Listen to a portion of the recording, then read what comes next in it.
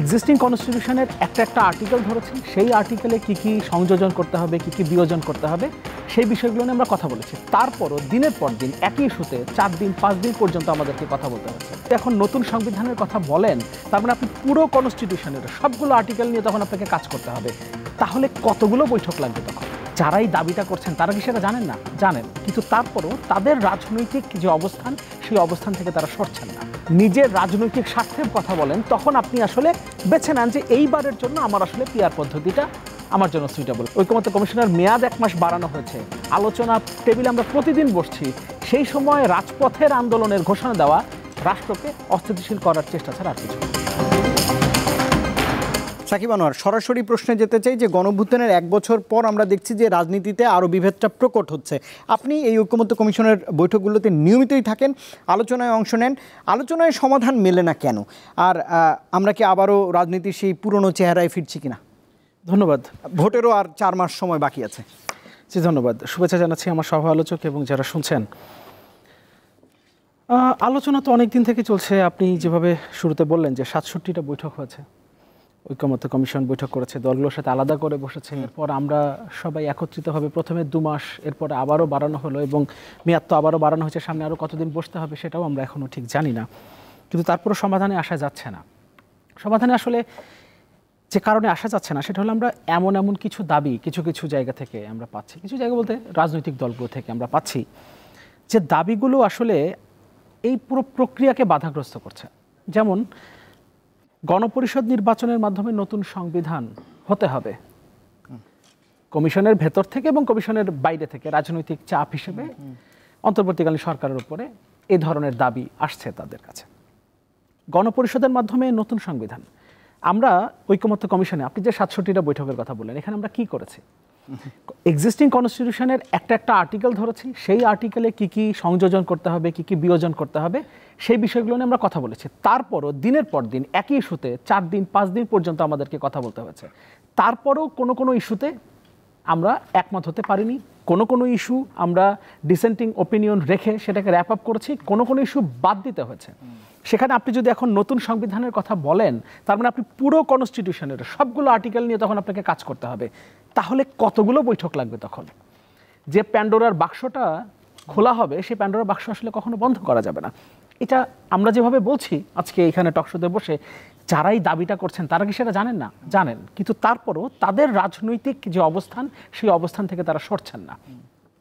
জামাতের পক্ষ থেকে প্রভিশনাল কনস্টিটিউশনাল অর্ডারের মাধ্যমে যে বিষয়গুলোতে একমত হওয়া গেছে, এমনকি ডিসেন্টিং ওপিনিয়ন রেখে যেগুলো আমরা এখনো সনদে অন্তর্ভুক্ত রেখেছি, সেই সবগুলোর বাস্তবায়ন তারা চাইছে একটা অর্ডারের মাধ্যমে। সেই অর্ডার যদি সেখানে যে বিষয়গুলো সনদে যে বিষয়গুলো থাকবে সেগুলো যদি আপনি না মানেন, তাহলে সেটা রাষ্ট্রদ্রোহিতা বলে বিবেচিত হবে। তারা যে ড্রাফটটা দিয়েছে সেই ড্রাফটে অদ্ভুত ব্যাপার হলো, এবং এই সনদের ভিত্তিতেই আগামী জাতীয় সংসদ নির্বাচন হবে, এটা তাদের প্রস্তাব। তাহলে দেখেন, এই যে সনদ, এই সনদের যে আলোচনা, এই আলোচনার কোথাও নিম্নকক্ষে পিআর পদ্ধতির কথা ছিল না। কিন্তু তারা যে আন্দোলনের ঘোষণাটা দিয়েছে, সেখানে তারা বলছে নিম্নকক্ষে পিআর পদ্ধতি, জুলাই সনদ বাস্তবায়ন এবং এই জুলাই সনদের ভিত্তিতে আগামী নির্বাচন। আরও কিছু দাবি আছে, এই দাবিগুলো নিয়ে তারা আন্দোলনে যাচ্ছে। তাহলে দেখেন, যে বিষয়টা এই সনদে অন্তর্ভুক্ত নয়, সেই বিষয়টা তারা যখন দাবি হিসেবে আনছেন, আবার তারাই বলছেন যে এই সনদের বাইরে কোনো কিছু আনলে সেটা রাষ্ট্রদ্রোহিতা বলে বিবেচিত হবে। তাহলে তো তারাই রাষ্ট্রদ্রোহিতা ইতোমধ্যে এই আন্দোলনের ঘোষণার মধ্য দিয়ে, যদিও তাদের সেই প্রভিশনাল কনস্টিটিউশনাল অর্ডার সেটা তো জারি হয় নাই, কিন্তু তাদের প্রপোজাল এটা। তার মানে সেলফ কন্ট্রাডিক্টরি হবার পরেও তারা এই কাজগুলো করছেন। তার মানে পুরো বিষয়টা হচ্ছে নিজেদের রাজনৈতিক স্বার্থে, নিজেদের রাজনৈতিক যে অবস্থান, সেই অবস্থানটাকে ধরে রেখে জাতীয় স্বার্থের বাইরে গিয়ে, যেমন গতকাল সৈয়দ আব্দুল্লাহ মোহাম্মদ তাহের, নায়েবে আমির জামাত ইসলামে, তিনি বললেন একবারের জন্য হলেও পিআর পদ্ধতি চাই। ভাই, যদি এইটা সবচেয়ে সুইটেবল পদ্ধতি হয়, তাহলে আপনি একবারের জন্য চাইবেন কেন? রাষ্ট্রের জন্য যদি ভালো হয়, তাহলে তো এইটা আমরা চাইবো যে এই রাষ্ট্র যতদিন আছে কিয়ামত পর্যন্ত পিআর পদ্ধতিতে নির্বাচন হোক, সেটাই তো হবার কথা। কিন্তু যখন আপনি আসলে নিজের রাজনৈতিক স্বার্থের কথা বলেন, তখন আপনি আসলে বেছে নেন যে এইবারের জন্য আমার আসলে পিআর পদ্ধতিটা আমার জন্য সুইটেবল। সামনে হবে কিনা সেটা আমি জানি না, এই কারণে আমি এইবার চাচ্ছি, একবারের জন্য হলে চাচ্ছি। ফলে বিষয়গুলো পরিষ্কার যে আসলে এটা শুধুমাত্র দলীয় সংকীর্ণতার জায়গা থেকেই সমস্যাগুলো আসলে তৈরি করা হচ্ছে। জুলাই ঘোষণাপত্রে পরিষ্কারভাবে একটা জায়গা উল্লেখ আছে, আমি একটু এই জায়গাটা একটু আপনার দৃষ্টি আকর্ষণ করি। ওয়ালটন এখন দেশের সীমানা পেরিয়ে পৌঁছে গিয়েছে 50টিরও বেশি দেশে। ওয়ালটন, ঘরে ঘরে বিশ্বজুড়ে। 27 নম্বরে বলা আছে, বাংলাদেশের জনগণ এই অভিপ্রায় ব্যক্ত করছে যে ছাত্র গণ অভ্যুত্থান 2024-এর উপযুক্ত রাষ্ট্রীয় ও সাংবিধানিক স্বীকৃতি প্রদান করা হবে এবং পরবর্তী নির্বাচনে নির্বাচিত সরকারের সংস্কারকৃত সংবিধানের তফসিলে এই ঘোষণাপত্র সন্নিবেশিত থাকবে। তার মানে জুলাই ঘোষণাপত্রে পরিষ্কারভাবে কথা বলা আছে যে পরবর্তী নির্বাচনে নির্বাচিত সরকারের সংস্কারকৃত সংবিধান।